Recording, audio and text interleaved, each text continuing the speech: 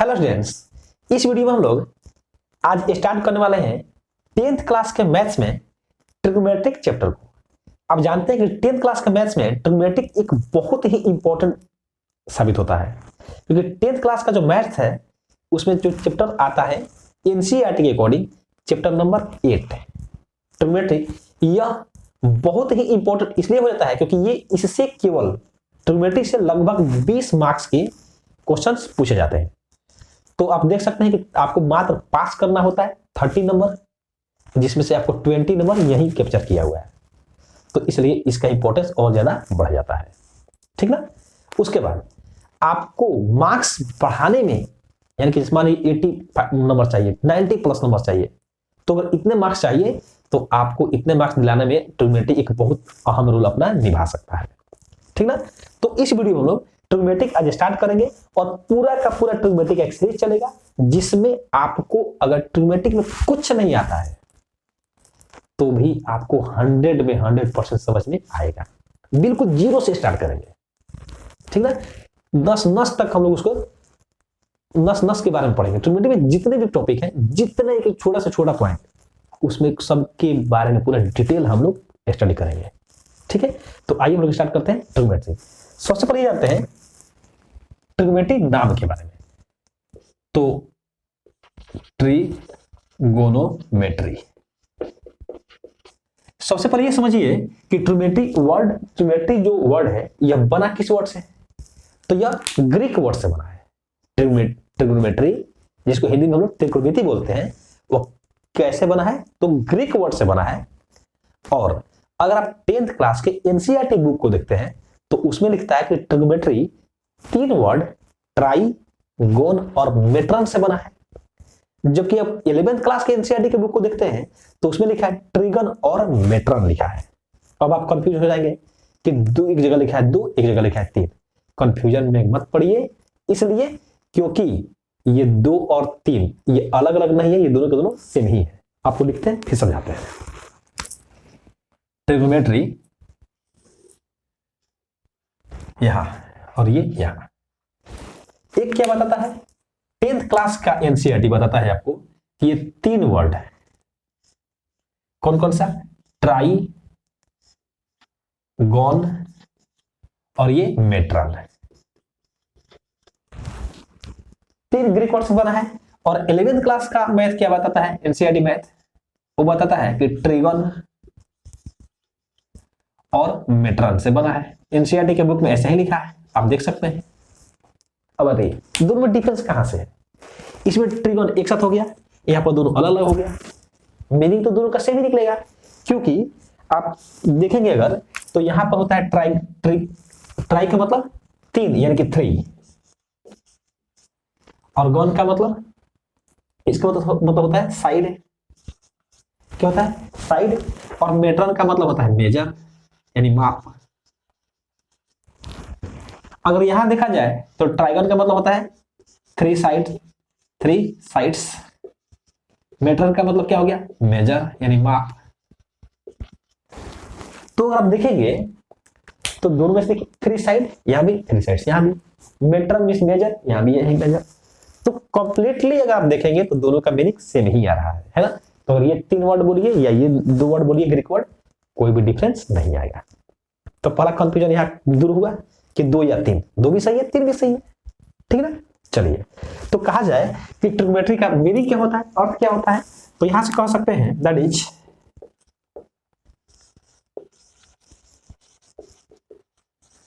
Measuring of 3 sides.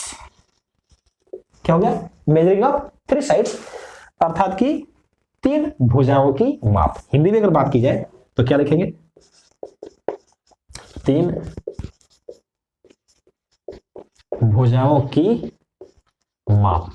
Measuring of 3 sides, 3 भुजाओं की माप। तो यहां से यह समझ में आता है कि ट्रिग्नोमेट्रिक मींस क्या? तो 3 भुजाओं की माप। इतना तो समझ में आया। अब ये बताएं कि ट्रिग्नोमेट्री जो शब्द है वह उसका मीनिंग क्या है? त्रिकोणों की माप, 3 भुजाओं की माप। हम देख सकते हैं 3 भुजाओं की माप। और ये बताएं कि 3 भुजाएं ज्योमेट्री के किस फिगर में आती है? तो हम जानते हैं तीन भुजाएं त्रिभुज में ही आती है। अब देख लीजिए, ये आपको ये बहुत अच्छे से पहले से पता है, तीन ही भुजाएं आती है त्रिभुज में। तो इसलिए ट्रिग्नोमेट्री में हम लोग त्रिभुज से संबंधित बात ही पढ़ेंगे, ट्रायंगल से संबंधित है। ये बात क्लियर हुआ? अब बताएं कि ट्रायंगल में मेनली होता क्या है। तो ट्रायंगल में अगर आप देखेंगे तो ये एक साइड, ये दूसरा साइड, ये तीसरा साइड, ये होता है। दूसरा क्या होता है, इसमें साइड होता है और साइड के साथ इसमें ये एंगल, ये एंगल और ये एंगल, तीन साइड होता है और तीन एंगल होता है। ये होता है ट्रायंगल के एलिमेंट, यानी त्रिभुज के तत्व। समझ में आया कि ट्रायंगल में मेनली होता क्या है? तो तीन साइड होता है और तीन एंगल होता है। तो यहां से ये बात निकल के आता है कि ट्रिग्नोमेट्री में हम लोग पढ़ते क्या है? तो ट्रिग्नोमेट्री में हम लोग पढ़ते हैं ट्रायंगल के साइड और एंगल के रिलेशनशिप के बारे में, यानी कि दोनों से संबंधित जो स्टडी करना होता है वह हम लोग इसमें करेंगे ट्रिग्नोमेट्री में। बात समझ में आया? तो कहा जाए कि ट्रिग्नोमेट्री का मतलब क्या? तो तीन भुजाओं की माप। फिर आज बात आता है कि ट्रिग्नोमेट्री में हम लोग किसका स्टडी करेंगे? तो ट्रिग्नोमेट्री में हम लोग ट्रायंगल के कोण और भुजा, यानी कि साइड और एंगल से रिलेटेड जितना बात है हम लोग इसमें पढ़ने वाले हैं। समझ में आया? तो कहा जाए कि ट्रिग्नोमेट्री किसे कहते हैं, यानी त्रिकोणमिति किसे कहते हैं? तो कह सकते हैं गणित की वह शाखा जिसमें त्रिभुज के कोण और भुजा के बीच के संबंध के बारे में अध्ययन किया जाता है, उसे कहते हैं त्रिकोणमिति। कोई दिक्कत इसमें? कोई दिक्कत नहीं होनी चाहिए। अगर आप इंग्लिश में लिखना चाहें तो लिख सकते हैं the branch of mathematics in which we study the relationship between angles and sides of a triangle is known as trigonometry. ठीक है, तो मुझे लगता है हिंदी और इंग्लिश दोनों में आप लिख सकते हैं। अब हम लोग बढ़ते हैं आगे। जब इसमें बात आ गया है ट्रायंगल, तो ट्रायंगल से कुछ रिलेटेड बात हम लोग को पढ़ना पड़ेगा 10th क्लास के ट्रिग्नोमेट्री को स्टार्ट करने से पहले, जिससे आपको पता चलेगा कि ट्रिग्नोमेट्री में ट्रायंगल का कितना महत्व है और कौन कौन सा टर्म इसमें आएगा। ठीक है ना? तो आइए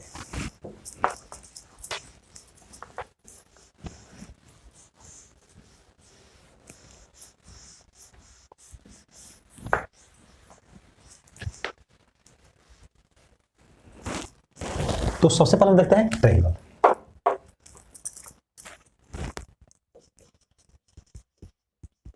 basics of triangle. Basics related to triangle, यानी कि ट्रायंगल से रिलेट करके जो बेसिक्स बात है वो देखिए क्या। तो सबसे पहले ये समझिए कि ट्रायंगल तो कितने टाइप के होते हैं। तो ट्रायंगल साइड के अकॉर्डिंग, यानी भुजा के आधार पर तीन प्रकार के होते हैं, और एंगल्स के अकॉर्डिंग, यानी कोण के आधार पर भी तीन प्रकार के होते हैं। तो यहां पर जो हम लोग को देखना है वह जब भी आएगा तो वह भुजा के आधार पर नहीं आएगा। ये कोण के आधार पर आप जानते हैं तीन प्रकार का जो होता है समकोण त्रिभुज, वही आएगा, क्योंकि 10th क्लास में केवल समकोण त्रिभुज से रिलेटेड ही बात हम लोग को पढ़ना है। लेकिन कोई जरूरी नहीं है कि 10th क्लास में अगर ट्रिग्नोमेट्री में समकोण त्रिभुज आया तो 11th क्लास या उसके आगे क्लासों में केवल ये समकोण त्रिभुज ही आएगा, ऐसा जरूरी नहीं है। 10th क्लास को जब पार करेंगे, जब जाएंगे 11th 12th इसके आगे, तो आपको समकोण त्रिभुज यानी राइट एंगल ट्रायंगल के अलावा दूसरे ट्रायंगल भी मिलेंगे। ठीक है, लेकिन हम लोग का जो 10th क्लास का मैथ्स है उसमें केवल और केवल आपको समकोण त्रिभुज पढ़ना है, राइट एंगल ट्रायंगल पढ़ना है, तो हम लोग उसी से रिलेटेड केवल बात करेंगे। चलिए, तो क्या है, यहां है, ये रहा राइट एंगल ट्रायंगल। अब ये बताएं, इसमें हम लोग इस ट्रायंगल का नाम देते हैं ABC। ठीक है, अब आप देख रहे हैं ये समकोण त्रिभुज है और इस समकोण त्रिभुज में ये समकोण है। अब आप इसमें जानते हैं कि कोई एक लंब होता है यानी परपेंडिकुलर, कोई एक आधार होता है यानी कि बेस, और कोई एक कर्ण होता है यानी कि हाइपोटेनस। तो फिर बात आता है कि लंब कौन, आधार कौन और कर्ण कौन। तो उसके बारे में हम लोग बात करते हैं कि सबसे पहले देखते हैं कि कर्ण कहते किसको है। तो समकोण के सामने वाली भुजा को, समकोण के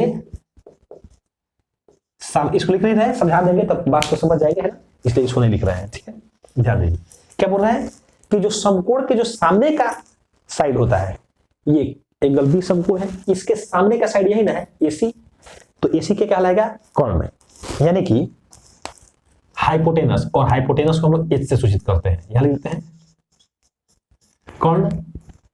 कर्ण को क्या बोलेंगे, हाइपोटेनस, इंग्लिश में हाइपोटेनस, जिसके लिए हम लोग एच सिंबल यूज करते हैं। तो जहां भी कर्ण का बात आएगा हम लोग एच यूज करेंगे हाइपोटेनस के लिए। फिर आता है लंब, तो लंब के लिए क्या, परपेंडिकुलर, परपेंडिकुलर, इसके लिए क्या यूज करेंगे सिंबल हम लोग पी। फिर आता है एक आधार, आधार के लिए हम लोग बेस सिंबल यूज करेंगे, और इसके लिए क्या आएगा बेस, और इसके लिए सिंबल बी। तो अब कहा जाइए कि पीबीएच जो इस ट्रायंगल में कौन सा साइड लंब होगा, कौन सा साइड आधार होगा और कौन सा साइड कर्ण होगा। तो एक साइड तो फिक्स है, कौन सा, कि जो जहां पर 90 डिग्री का कोण बन रहा हो, यानी कि राइट एंगल बन रहा हो समकोण, उसके ठीक सामने वाला जो साइड होता है वह होता है कर्ण। तो यहां पर 90 डिग्री कहां बन रहा है, बी पर, तो एंगल बी के जो सामने का साइड होगा वह कर्ण होगा। इस त्रिभुज में जब भी बात होगा तो हम लोग इसी को कर्ण बोलेंगे। कर्ण कभी चेंज नहीं होता, ठीक ना, तो हम लोग इसको बोलेंगे कर्ण, ये कभी बदलेगा नहीं। लेकिन अब बात आता है कि लंब और आधार कौन। तो लंब और आधार ये एंगल पर डिपेंड करता है।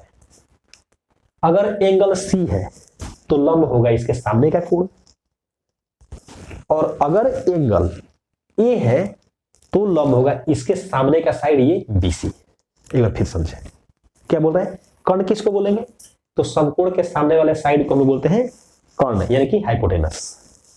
परपेंडिकुलर किसको बोलेंगे, तो जो एंगल गिवन होगा उस एंगल के सामने वाले साइड को बोलते हैं हम लोग परपेंडिकुलर, यानी कि लंब।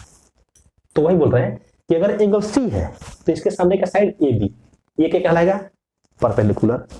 अगर एंगल ए रहेगा तो इसके सामने साइड ये है बीसी, तो ये हो जाएगा परपेंडिकुलर, और बाकी जो तीसरा बचेगा वो हो जाएगा बेस। ठीक है, इसको लिख के बताते हैं, आपको और अच्छा समझ में आएगा। यहां देखिए, तो कह सकते हैं यहां पर फॉर एंगल ए, हिंदी लिख सकते हैं एंगल ए के लिए, और इधर फॉर एंगल सी के लिए। ये बताइए, कहा जाए कि यहां पर पीबीएच का मान बताइए, तो अब जानते हैं कि एच का तो कभी कुछ बदलना ही नहीं है, एच तो बदलता नहीं, ट्रायंगल चेंज होगा तभी चेंज होगा। तो इसमें आप एंगल ए लीजिए या एंगल सी लीजिए, एच बदलने वाला नहीं है। तो एच क्या होगा, तो एच तो एसी होगा, यहां पर भी एच एसी ही रहेगा, होगा, एच बदलता नहीं। लेकिन एंगल ए के लिए परपेंडिकुलर कौन सा होगा, तो एंगल ए है, गिवन एंगल ए है, तो एंगल ए के सामने का साइड कौन सा, ये बीसी, तो बीसी हो जाएगा परपेंडिकुलर। ठीक है इतना। और यहां अब तो बच कौन सा गया, देखिए ये कर्ण हाइपोटेनस, ये क्या हो गया परपेंडिकुलर, तो ये जो बच गया क्या कहलाएगा, बेस, यानी कि बेस हो जाएगा ये ए बी। समझ में आया अच्छे से। चलिए एंगल सी के लिए देखिए, एंगल सी के लिए कर्ण तो वही रहेगा, चेंज नहीं हुआ हाइपोटेनस। लेकिन एंगल सी, गिवन एंगल क्या है सी, तो सी के सामने ये है, तो ये होगा परपेंडिकुलर, यानी कि पी ए बी। बच कौन सा गया, तीसरा साइड बी सी, तो ये हो जाएगा बी। बोलिए, इसमें तो कोई दिक्कत नहीं होना चाहिए, इतना तो कैसे समझ में आ रहा है। अब अगर बोला जाए कि यहां पर देखिए, तो थोड़ा सा इसमें बताइए आप, ये एक ट्रायंगल है और इस ट्रायंगल में इसका नाम देते हैं ए बी और ये सी, एग्जांपल ले लेते हैं, ठीक ना। ये कहा जाए ये 5 है, ये 4 है और ये 3 है, ABC नाम नहीं देते हैं, वरना आप इसी के कॉपी पेस्ट कर लेंगे। यहां नाम देते हैं हम लोग LMN, है ना, ध्यान देंगे। ये तो कहा जाए आपसे, अब देख रहे हैं यहां पर राइट एंगल बना है कि इसमें P बताइए, यानी कि परपेंडिकुलर। तो आपको पूछना पड़ेगा पहले कि एंगल N के लिए या एंगल L के लिए, क्योंकि आप देख रहे हैं जैसे ही एंगल A लिखा गया तो इसके लिए P हो गया BC, एंगल C लिखा गया तो P हो गया AB, फिर एंगल A के लिए B हो गया AB, एंगल C के लिए B हो गया BC। तो एंगल चेंज करने से परपेंडिकुलर और बेस चेंज हो जा रहा है, तो आपको पहले क्लियर करना पड़ेगा कि एंगल क्या है। तो यहां पर हम लोग बात करेंगे for angle L, angle N, और यहां बात करेंगे फॉर एंगल L, ठीक ना। तो बताइए H तो कभी बदलता नहीं है, चाहे एंगल बदलिए चाहे मत बदलिए, H बदलेगा नहीं। तो H कहते किसको है, हाइपोटेनस। ये कौन होता है, परपेंडिकुलर के सामने वाला है, जहां राइट एंगल बन रहा है उसके सामने वाला। तो राइट एंगल M के पास बन रहा है, तो M के सामने कौन सा साइड, ये NL है, यानी 5 है, तो ये 5 हो जाएगा, होगा। इसमें भी चेंज नहीं होगा तो ये भी H हो जाएगा 5।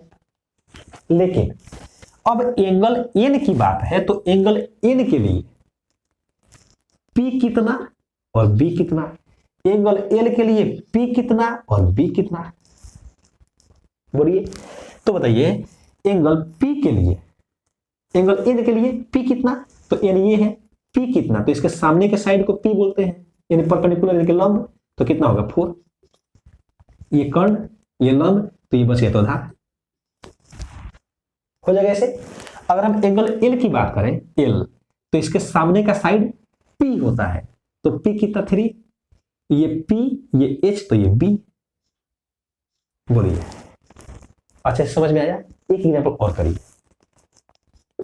यहां देखिए, अगर एग्जांपल ऐसे लेते हैं,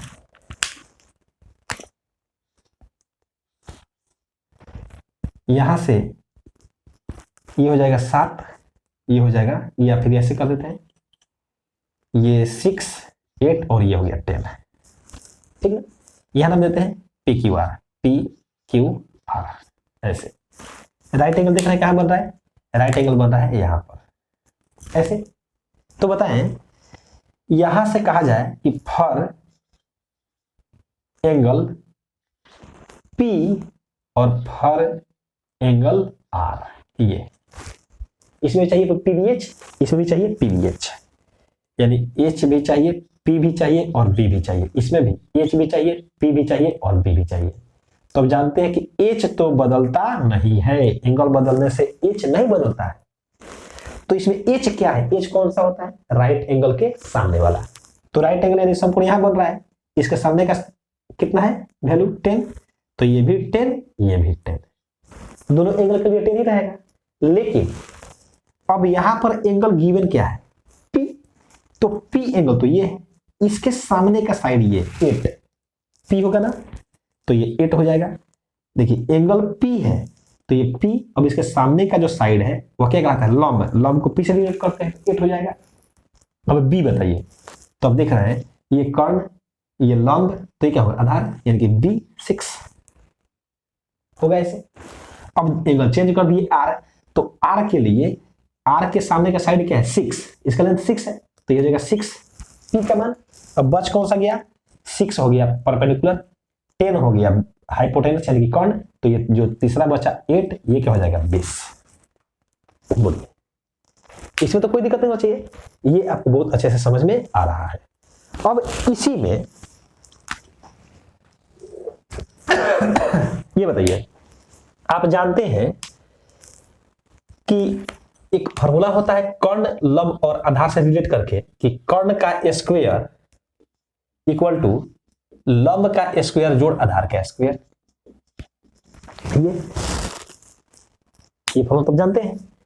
अब यहां से हम लोग इसको सिंबल में लिखें तो ये हो सकता है h square equal to p square plus b square, ऐसे लिख ही सकते हैं इसको। तो बताइए अगर मुझे p स्क्वायर लिखना हो तो क्या करना पड़ेगा, बी स्क्वायर इधर प्लस में है, इधर आएगा तो माइनस में, तो ये हो जाएगा h square minus b square. होगा क्या?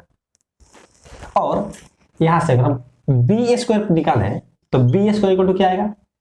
पी स्क्वायर को इधर करना पड़ेगा, तो H square minus p square.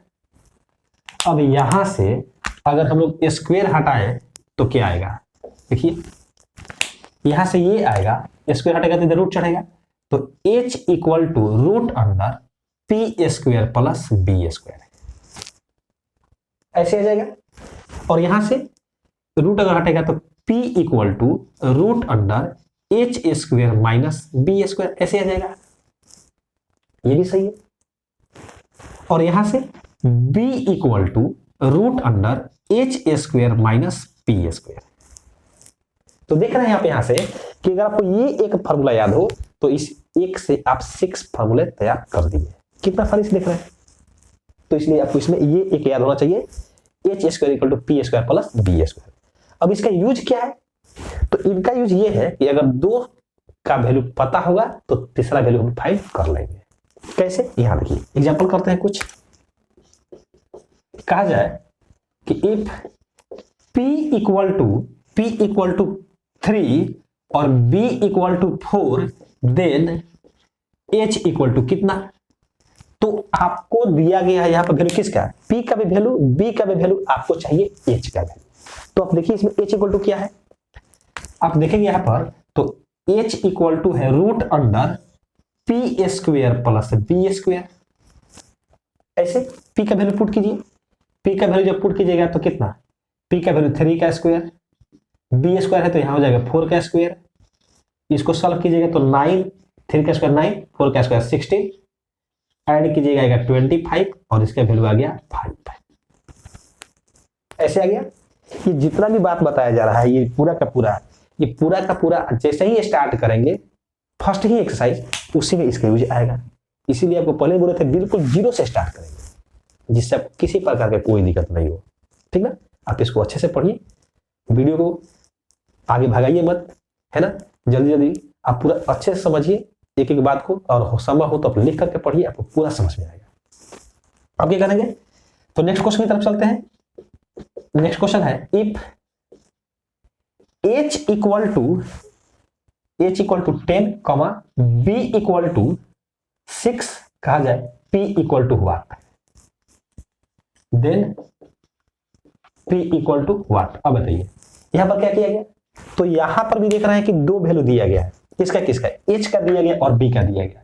क्या पूछा जा रहा है? p का वैल्यू पूछा जा रहा है। तो p इक्वल टू फॉर्मूला देखिए कौन सा है, देखेंगे तो आएगा p equal to root under h square minus b square. Formula use कीजिए, लिखेंगे p equal to root under h square minus b square, और ये क्या हो जाएगा? यहां से रूट अंडर एच स्क्वायर मतलब 10 का स्क्वायर माइनस बी स्क्वायर मतलब 6 का स्क्वायर, ये हो जाएगा 100 माइनस 6 का स्क्वायर 36, और ये हो जाएगा रूट अंडर 64, जो निकलेगा तो आएगा 8, एंड दिस इज आंसर। सही है? तो ये रहा ट्रायंगल से रिलेटेड जो भी बात है उसका पूरा कंसेप्ट है, जो कि ट्रिग्नोमेट्री के लिए ये फर्स्ट लेक्चर हुआ। मुझे पूरा विश्वास है कि आपको इस वीडियो में जो भी बात बताया गया है वो आपको बहुत अच्छे से समझ में आया है। अगर वीडियो अच्छा लगे तो वीडियो को लाइक कीजिए, और अगर चैनल पहली बार आए हो तो चैनल को सब्सक्राइब करके बेल आइकन को प्रेस कर लीजिएगा, जिससे आने वाले वीडियो का नोटिफिकेशन भी आपको मिलता रहेगा और आप अपनी बहुत अच्छे से चलता रहेगा। Thank you so much for watching this video.